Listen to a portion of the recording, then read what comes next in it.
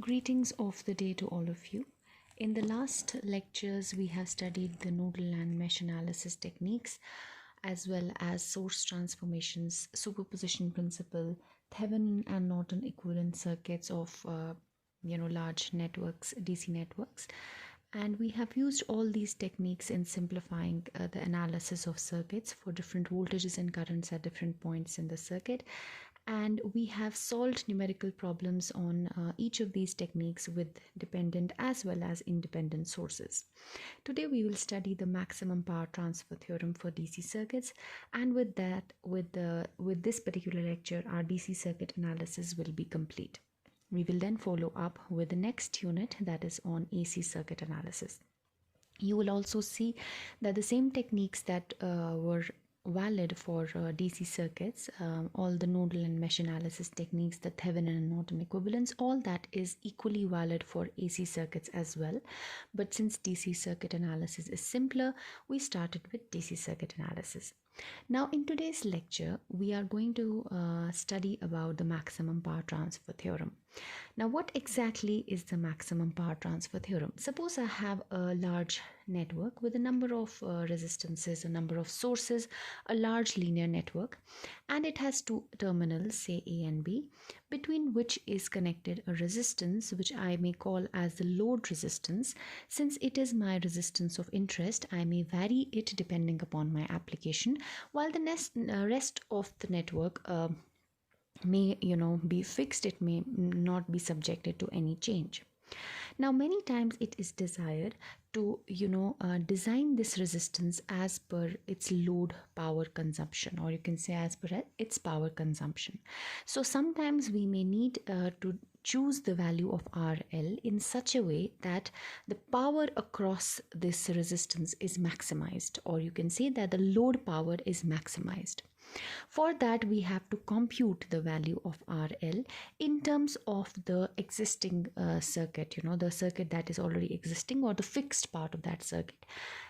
So according to that, we have to design RL so that the power across RL is maximized. That is governed by the maximum power transfer theorem. So it basically gives you an operating point or a choice of load resistance RL that maximizes the power consumed by RL. Now let's do a simple analysis technique. I have a large complex network. To make my analysis simple, I can simply generate a Thevenin equivalent of this circuit, which is a voltage source, let's call it VTH, and a resistance RTH in series with this voltage source. I can say that this RTH is the internal resistance of the whole circuit, or you can say the effective resistance of the whole circuit, and this whole circuit is simply represented by VTH in series with RTH, and then is my load resistance or my resistance of interest that I can vary as per my requirement.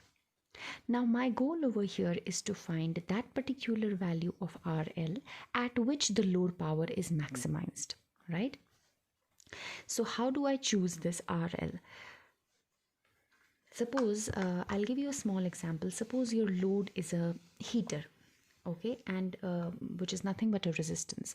So how do you choose the value of this resistance so that you can derive maximum power from the heater, maximum heat from the heater? How do you choose the resistance of the heater if you know the circuit, the circuit that is connected to the heater, I mean the equivalent DC voltage and the equivalent Thevenin voltage? Then how do you choose the resistance of the heater so that you can get maximum heat from the heater? That's like a practical example. Okay, now how do we choose this RL? Our goal is to maximize power across the load resistance. So we will first find out the power across the load resistance. You can call it P load. This will be simply equal to voltage across the load into the current flowing through the load, which is voltage is this and current is the current through the whole circuit because it's a series circuit. Or you can say it is equal to voltage across the load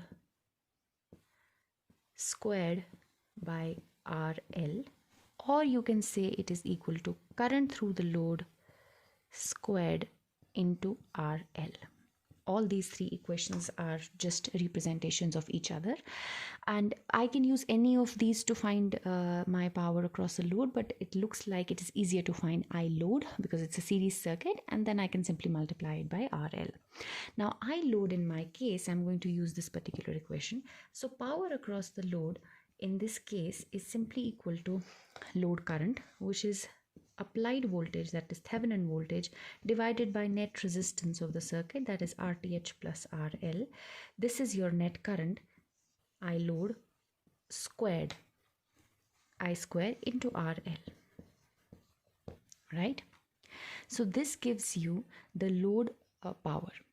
Now my goal in this circuit analysis is to in studying maximum power transfer theorem, is to maximize the power consumed by the load. That's how I will choose RL.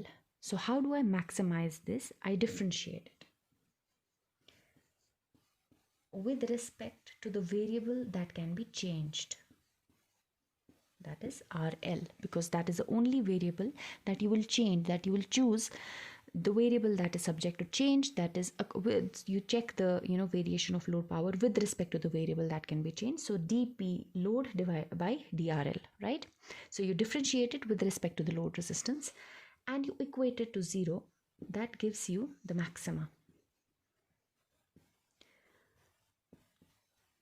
that is maximum P load, the condition for finding the maximum of P load while RL is changed, right? So I will simply differentiate this equation with respect to RL.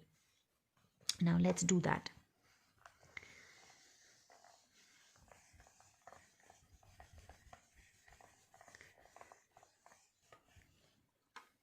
Let me write it over here. P load, let me call it PL, is equal to VTH by RTH plus RL whole square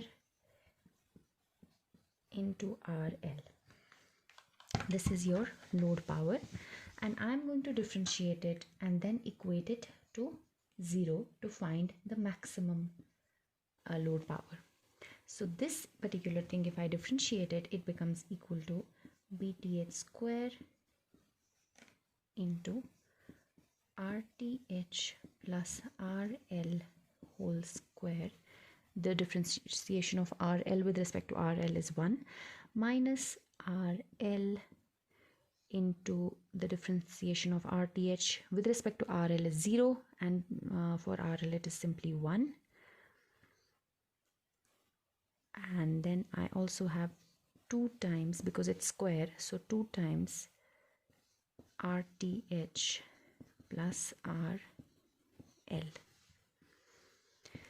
divided by RTH plus RL whole squared, and have to equate this whole thing to 0. Now if I take the denominator on the right hand side and this VTH square on the right hand side, they all become 0. So I have RTH square plus RL square plus 2 RTH RL minus 2 RTH RL minus 2 RL square, it is equal to 0.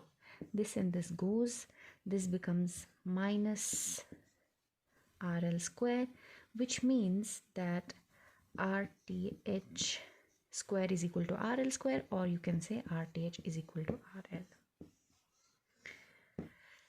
From this analysis, we can understand that the power across the load resistance is maximum when the load resistance is equivalent to the Thevenin resistance of the circuit, right? And what is the value of the power at that time? Let's see that as well.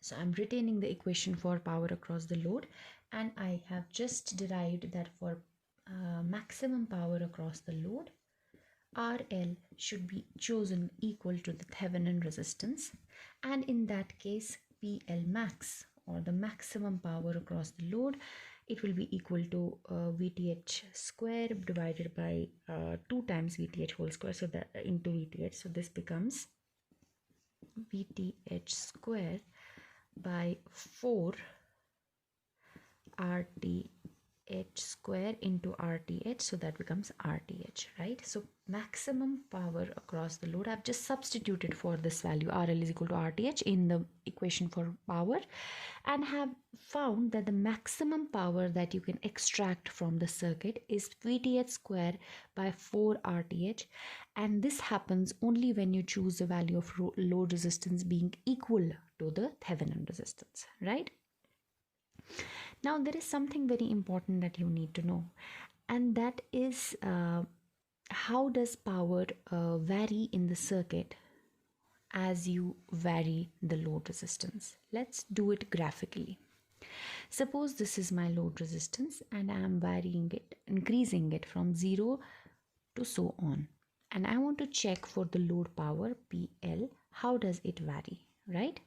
So PL follows this relationship, right? I'm not talking about the maximum power PL max. I'm just checking for PL because right now I don't know where RL is. It starts from 0. So whenever RL is 0, naturally PL is going to be 0.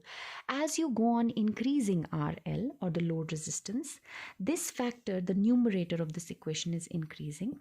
And the denominator of this equation over here is also increasing. This denominator will try to reduce PL and this numerator will try to increase PL, right?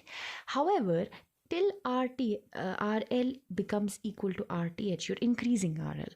As you are increasing RL, power, you will see that the numerator term is going to win and power will go on increasing till you reach RL is equal to RTH.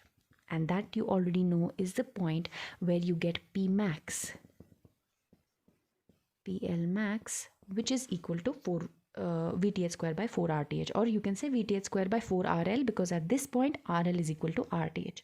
So now RL, on the x-axis we have RL. Now when RL is equal to RTH, you get the maximum power. And if you increase the load resistance further, then the denominator is going to win over the numerator, which means that there will be net decrease in load power. So the load power will start falling. And then it will reach a very small value as you go to very, very high values of RL, right? It will never hit 0 at some value of RL. Even if it's a very high value of RL, it will never hit 0.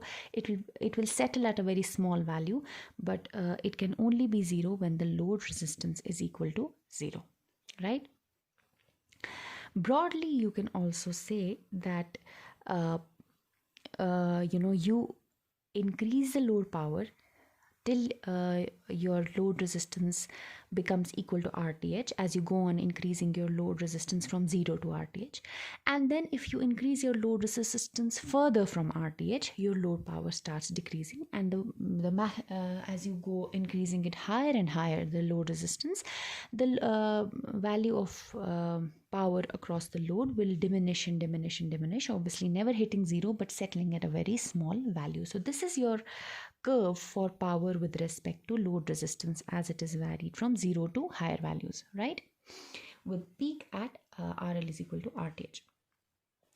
Now this is very simple till now, but you need to understand something about efficiency.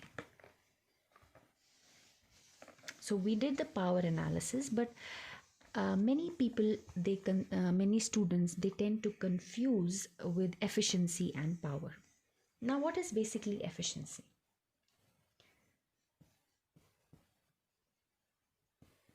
You often represent it as neta, and it is something that you have to deal with throughout the next 4 years of your degree in electrical engineering. In different courses, you're going to study about efficiency. How much power do you actually extract in the form of useful power at the output?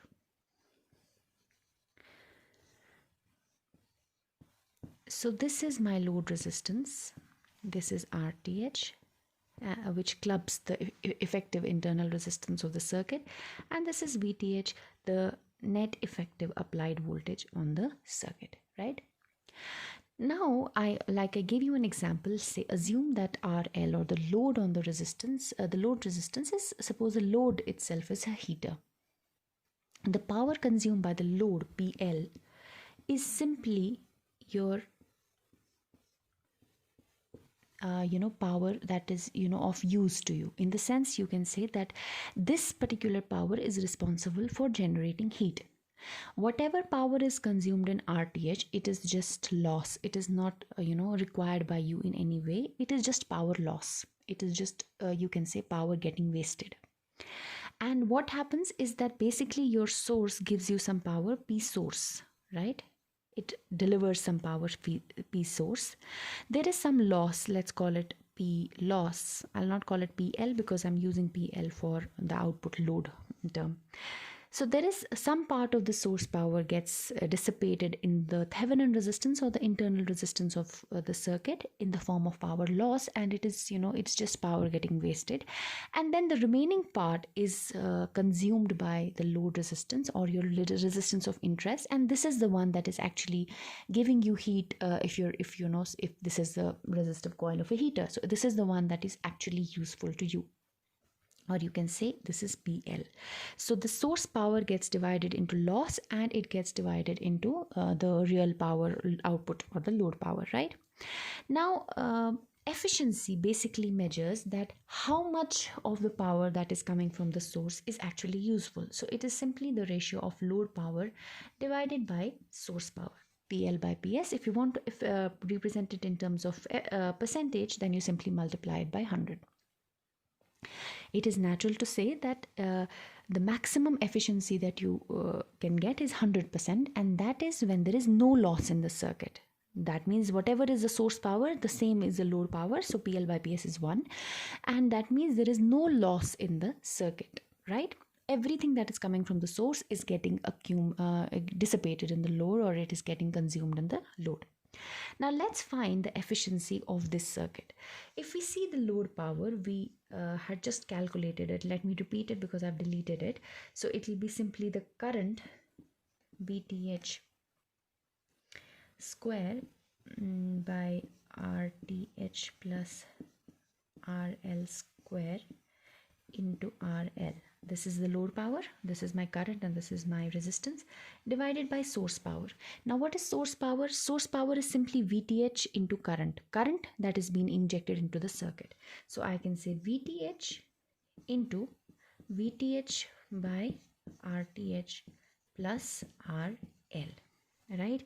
This VTH square and VTH square goes, this RTH plus RL and this square also goes. So I'm left with efficiency being equal to RL divided by RTH plus RL. Let me just slightly manipulate this equation so it's easier for me to analyze it. I can write this efficiency as neta, we often represent it with neta, is equal to 1 by RTH by RL plus 1, right? I've just divided the numerator and denominator by RL. Now let me plot the efficiency of the circuit. But before I plot the efficiency of the circuit, you should know that the efficiency of the circuit is not maximum at maximum power transfer. Maximum power transfer is that particular operating point where the load resistance is equal to the Thevenin resistance, and at that point the power across the load is maximum. However, the efficiency is not maximum. You need to remember that. What is the efficiency that time? RTH by RL is simply 1 because RL is equal to RTH. So efficiency at maximum power will be equal to 1 by 2, that is 50% into 100. So at maximum power transfer, you have only 50% efficiency. Now let's see how does efficiency vary in the circuit. So this is your curve for efficiency. And what is the variable? Here it is RTH by RL. You can plot RL by RTH also with respect to RL by RTH also, or you can plot with respect to RTH by RL, right? Let's check the efficiency. When RTH by RL is equal to 0, right? Or you can say RTH is equal to 0. That is exactly when RTH by RL will be equal to 0. At that time, your efficiency will be simply equal to 1 or 100%. It means that there is no resistance, internal resistance in the circuit, so there is no loss. Therefore, whatever power is coming from the source, it is getting consumed by the load, so 100% efficient circuit. So it means my circuit efficiency is, if I just say 100% in terms of percentages, it is maximum. Now, when slowly I go on increasing my ratio RTH by RL, I can increase it either by increasing RTH, but generally RTH is not in my control, or I can do it by decreasing RL, right? So if I go on decreasing RL, RTH by RL will increase, right? If RL is the variable that can change, then RTH by RL will increase by decreasing RL.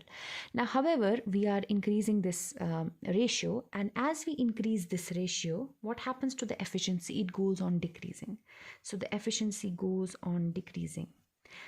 Let me make it's too sharp a curve. Let me make a slightly smoother curve, something like this, right? Until you go on increasing until RTH by RL equals to 1, or you can say RTH is equal to RL. That is the position point of maximum power transfer, right? So at maximum power transfer, what happens is that your efficiency becomes 50%. This is your point of maximum power, but efficiency is only 50%, right? And then you go on further increasing RTH by RL. If it becomes too high, your efficiency will go on decreasing. It's an asymptotic curve. It will go on decreasing, but it will never really hit 0, right? So it will go on decreasing and decreasing. In general, you can say from this equation that if RTH is much smaller than RL, then you have, or you can say it is tending to 0, then in that case your efficiency is very high or close to 100%. However, if RL is very small than RTH, which is this case, or you can say RTH is much greater than RL, which is towards the other end of this axis, the higher end of this axis, in that case your RTH by RL is very high, is much greater than 1, which drastically reduces your efficiency of the circuit. So the efficiency of the circuit is very low. And if RL is equal to RTH, then your efficiency is 50%, but the good thing is that you are extracting maximum power from the circuit, right? So that was about the maximum power transfer theorem and the trend of efficiency with respect to change in load resistance with respect to the Thevenin resistance. Let's quickly solve a problem on this, and then we will wrap up with this lecture. So let's come to the problem.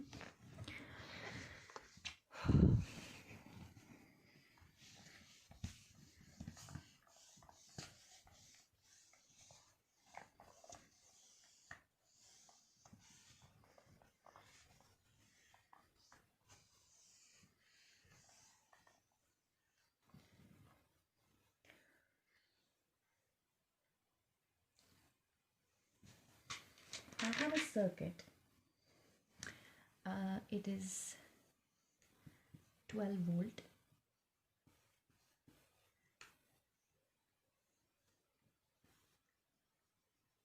Six ohm.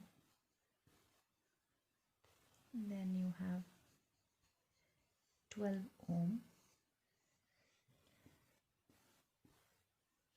Then you have 3 ohm, 2 ampere current source, and then you have 2 ohm resistance, and you have a resistance which you are calling as your load resistance, and you have to choose this value. You have to find RL so that you get you get maximum power transfer from source to load. That means maximum power is transferred from the source to the load. That is your condition for maximum power transfer. You have to find RL corresponding to that, and also you have to find that maximum power itself.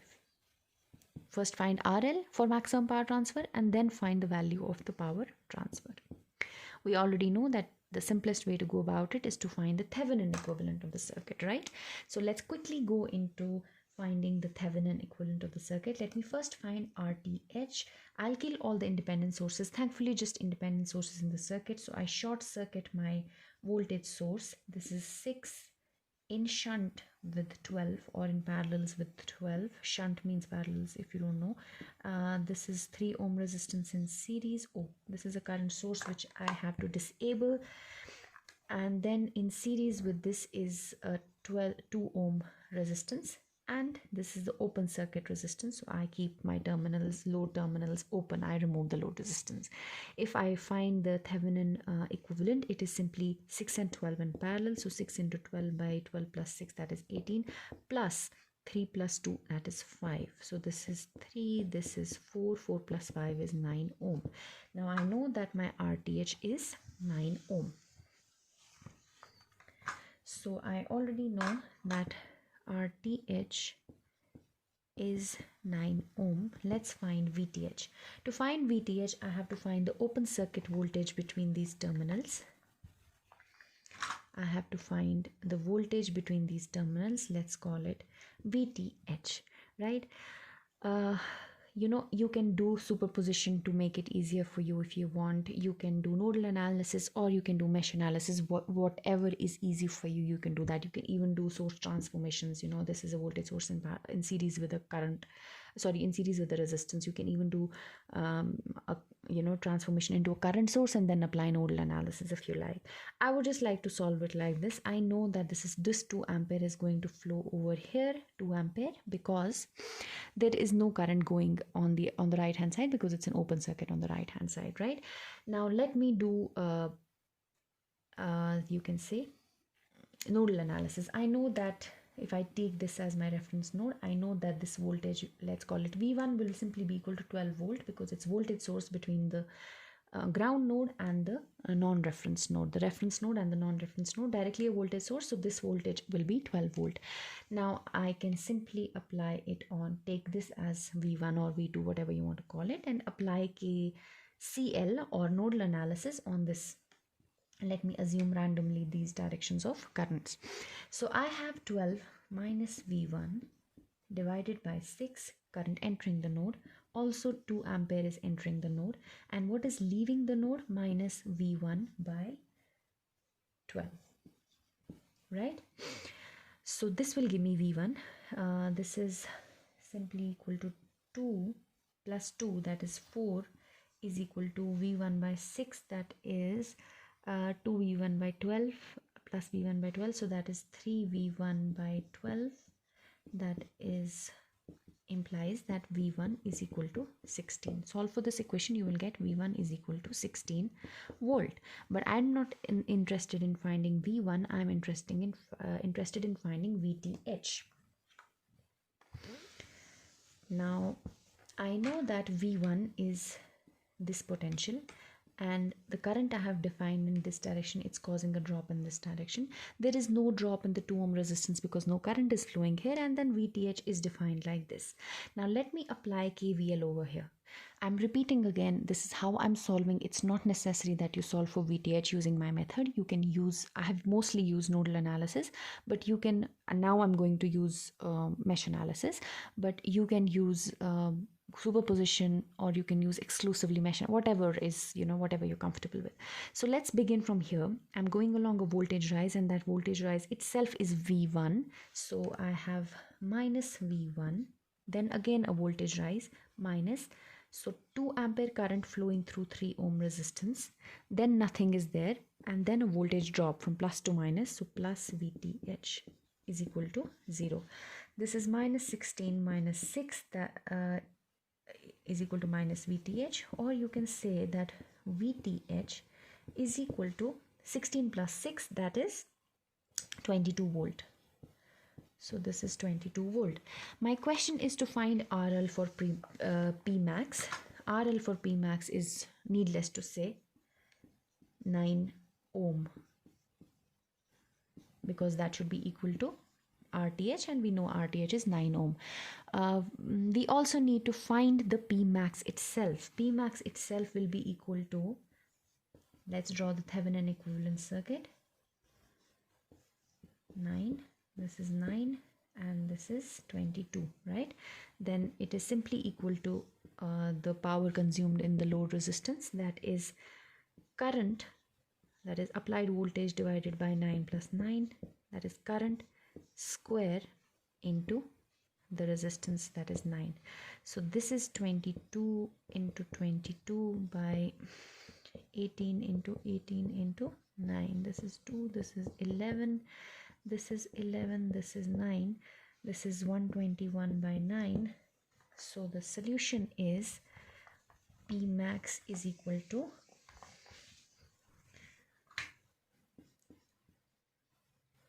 121 upon 9 watt. Couldn't even represent it in terms of a fraction, so that will be 9 1 and 3.4, I think, yeah, 13.4 watt. So this was a small problem on maximum power transfer theorem. I have shared an assignment with you. So it's basically just one circuit, and you have to solve it in multiple ways. You have to do nodal analysis, you have to do mesh analysis. Of course, it has voltage as well as current sources, so you may have to form super meshes and super nodes. So you have to do nodal analysis, then you have to do mesh analysis, then you also have to do superposition principle, solve it through superposition principle, then you have to solve it through source transformations, followed by nodal or mesh analysis, and then you also have to find the Thevenin and Norton equivalence of the circuit, and finally you also have to use maximum power transfer theorem.